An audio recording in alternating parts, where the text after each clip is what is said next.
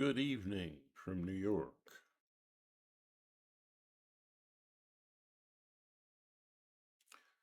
NDEs, the mysterious brain, the illusion of self, the mystic path of love individually and politically. That's a lot to address, and hopefully I can keep it in to a reasonable amount of time. I hope that you've seen the last video produced by our team with the great Mike Rollins being honest and venting about the real conditions that we're experiencing in our country and, of course, around the world. The craziness. I want to address first NDEs, and it's short and sweet, is that although there does seem to be with NDEs occasionally proof of something paranormal, it still doesn't mean there's either a past life or there's some evidence occasionally for such a thing as that. I'll admit that it's not very strong. And it's not really proof of an afterlife. The reason is a lot of things are quite explainable. Leaving the body can be produced in the lab. You can suppress the power, the part of the brain that gives us our spatial location, and the person has an out-of-body experience. When you're in terrible trauma, like when you're near death, it's you want to be distanced from that trauma. And so the out-of-body kind of experience is a way of coping with that so that you don't have such an incredible amount of anxiety that you don't survive the situation. So it's there trying to help you. Having a paranormal experience attached to that, seemingly paranormal, well, that's pretty interesting. And it certainly says something, but we have I would have a hard time saying what at this point. But it certainly isn't proof of an afterlife. The mysterious brain is something to consider here. It seems the Buddha was his idea that there isn't a permanent, unchanging self that you have. His whole teaching was anatta, which means no core soul that doesn't change, that's just following along, experiencing things. It was more of an energy or something that that could go from one life to another. In that teaching, that is not confirmed. But the idea that there really isn't a permanent self that's unchanging is pretty obvious in brain research. And brain research also shows that, well, let's look at the experiment where the corpus callosum needs to be cut to avoid overwhelming electronic storms in the brain, epilepsy. That seems to create two different personalities of sorts that can be in conflict. And every time you have a different perspective, it's kind of like you have a different personality around that perspective. And so the brain, for social survival reasons and so on, creates for us a sense, the illusion of a unchanging kind of self that that's going along through your life. Well, that's not true. The upside of that is that you can change who you are and how you are.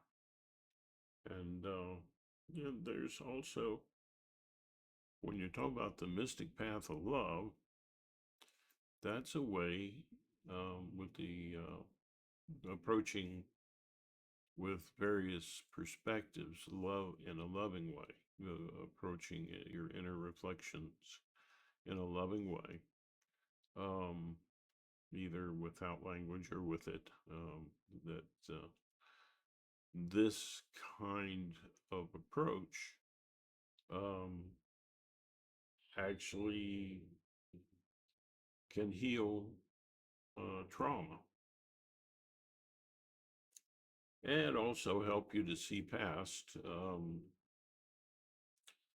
the illusions.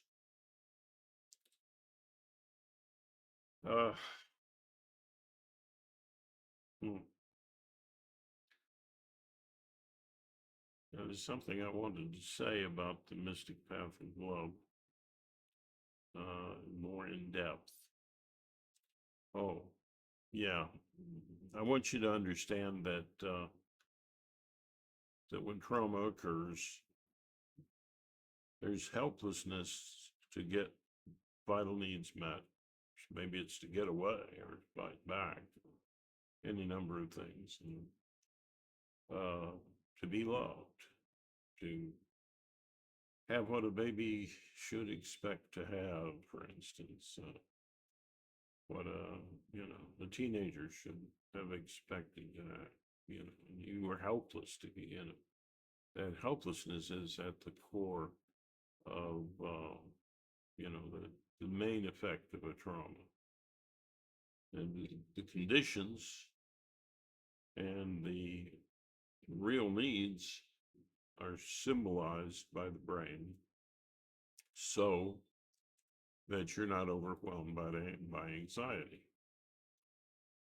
Now, different kinds of religion attempt to care, and that can be seen as a medication. So, a pathway in can be any number of religions according to the one that helps you. The freedom of religion is vital to a democracy, and the ability to care and be cared for, effective trade, fair trade, loving trade, can only occur in a healthy democracy. Of course, an unhealthy democracy can be uh, the oppression of the minorities by the majority. That's why freedom of religion and respect for different perspectives and lifestyles, cultures, and so on is very important to a healthy democracy. Um, Pretty soon, if you're trying to oppress any minority, well, if you look at it carefully, we're all a minority. You think you completely agree with the person that you're sitting next to in a church or a synagogue or a temple or at a political rally? You don't. Eventually, that kind of oppression comes around to bite you. I hope you understand that, because you, whether you like it or not, are a kind of minority. Maybe you're not being picked on at this moment, but it's always there. And and we don't need that sort of thing in a healthy democracy. Um, well, you can't avoid damaged faith and love or trauma. But if you control it and you can integrate and realize the real needs and circumstances so that you overcome that helplessness to feel and to know what happened to you. Well, that overcoming of helplessness helps the love flow in you. It helps you to give and receive love. And you say, "Oh, that hurts to go in." Yeah, it can. But actually, when you're feeling, you're not hurting, and you're having the drama. Instead of the drama having you. When the symbolic has you, you're a little crazy. And we're all a little crazy. But we can be on a path of healing. That's the mystic path of love. On an individual level, and that can be, in its story, can be very catalytic for social change and understanding that, you know. Social and emotional education classes in our public schools at every grade level would be very helpful. And that would open up the path of having a lot more Dr. Martin Luther Kings being developed in our schools. People that are healthier and wiser, and so that's something that can help individuals to express and be a catalyst for um, real change and healthy real change. Um, Politically, well, you need a lot of different perspectives and you need to respect them. But you can't tolerate in a democracy those who want to destroy democracy. You can't do that. If you do that, you kill the effective communication of love, the ability to give and receive love, the realization that everybody is making a trade in life, even little kids. They are making a trade. What are they giving? They're giving us a future, in a sense. The future for humanity. So that's a pretty big gift. We're all trading partners. Now, when people want to oppress you, they don't want you to realize that. And a lot of things that you see, especially on the far right of politics, is the idea that workers are a cost to business. Businesses can be a cost to workers. And without the democracy and the government keeping that in check so that real trade that's beneficial to everyone is protected, then greed runs rampant. Now, what is greed? Well, let's go back to the symbolic expression of needs and circumstances that you couldn't feel because you were in pain and helpless. So that that that helplessness is at the core. It creates symbolic need, and symbolic need cannot be fulfilled, and so it's bottomless pit. It just can't work. It creates unfairness in society, and That unfairness can blossom into bitterness and anger and kind of violent madness. And we've seen a lot of that in the past. Uh, and we can do better. We can do better. If, you know, how would that help Russia and China? Well, look, if your way of doing things is so good, create a country that people would like to have an association with or be a part of. Yeah. The reason that Putin is wanting to take the Ukraine is on it's a kind of defensiveness. It's part of the sickness. It's part of the greed. The reason China wants Taiwan, it's part of the greed, part of the sickness. You see the true democracies, they're not trying to do that, you know. To the degree that they are, then they're not really much of a democracy. And when we began as a country, we weren't as democratic as we are today. That's been growing. But still, there was a lot of wisdom in the formation of our country, and the religious freedom was an important thing. And the idea of human rights. So that counterbalances the majority, getting away with harm to the minorities. Okay. So politically, what do you do? Well, you vote for the most empathetic and aware people. You express things in empathetic and aware sorts of ways.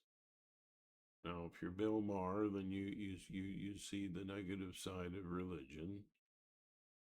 Well, the negative side is the punishing attitude thing that gets included and that urge to control other people and make them be good. How good is a person who's only good because they're scared not to be? That's a problem. It's a definite problem. So, how do you fix it? Well, you make sure that you have freedom of religion. You make sure that you support human rights. You make sure that you understand that everybody's a trading partner and that everybody has the right to liberty and a better life if they work hard, if they try hard. That's how you keep a democracy healthy. And investing in people, the kids don't give you anything back monetarily. That's the most important trade you make, that we make. It's to help our children, right? But the people on the sick right will try to tell you that investing in people by giving them universal health care, and that's a bad idea. How? Healthy people want to contribute. They're more apt to be in the love flow and to appreciate what it is and their part in it. But if they're sick, just like somebody whose trauma has them, their drama has them instead of they're having the drama and feeling it, learning it from it, and finding meaning in life. From that, they're possessed by it. They're lost in symbolic things. Things that are symbolic, that's not even the real you. The real you, of course, is a changing thing. And realizing that is very important, by the way.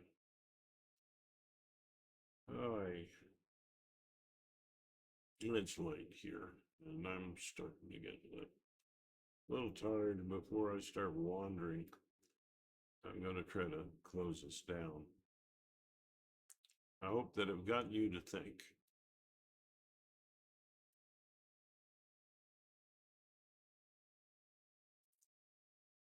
And right now in the United States, if you're healthy enough, I mean, you'll be able to pay attention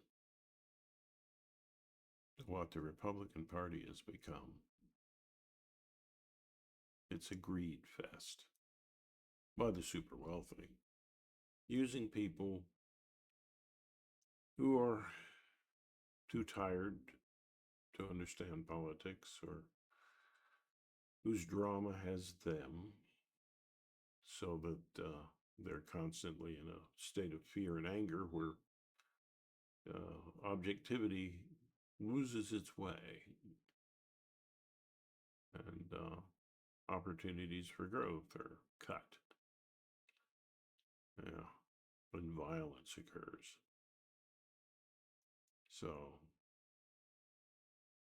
yeah, the Trump Republican Party is no longer the Republican Party. It just isn't. It's far worse. And so, what you can do politically to advance greater empathy and awareness is to vote for the Democratic Party if you're in the United States, and for a sane party wherever you are in the world in a democracy, vote for them. And it's up to you to figure out what that is.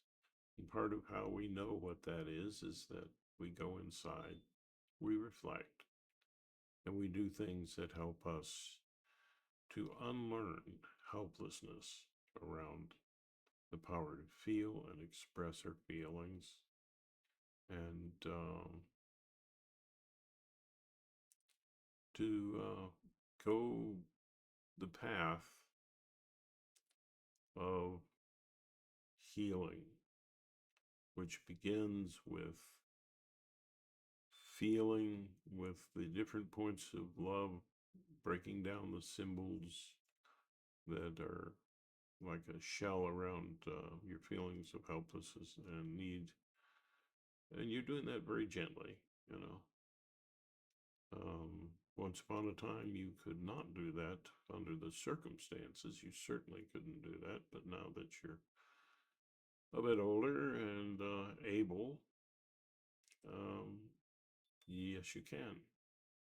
So you very gently with yourself and with others, help to break down the symbols, but do it in a loving way. And I've outlined how to do that in other videos. Break it down so that the person gets in touch with their real needs and their real feelings, and they are liberated from their symbolic, unfulfillable desires and irrational fears and anger. And that means there's hope for MAGA in therapy, that you cannot let them control your government. Yeah. Yeah. Wow. Well, I want to wrap this up because I am getting very tired, and I don't want to waste your time with any rambling. So, my Irish blessing that I like to give goes as follows. May the road rise to meet you. May the wind be always at your back. May the sun shine warm upon your face, the rain fall soft upon your fields. And until we meet again, may God hold you in the palm of his hand, or her hand, or its hand, however you see the source of all love.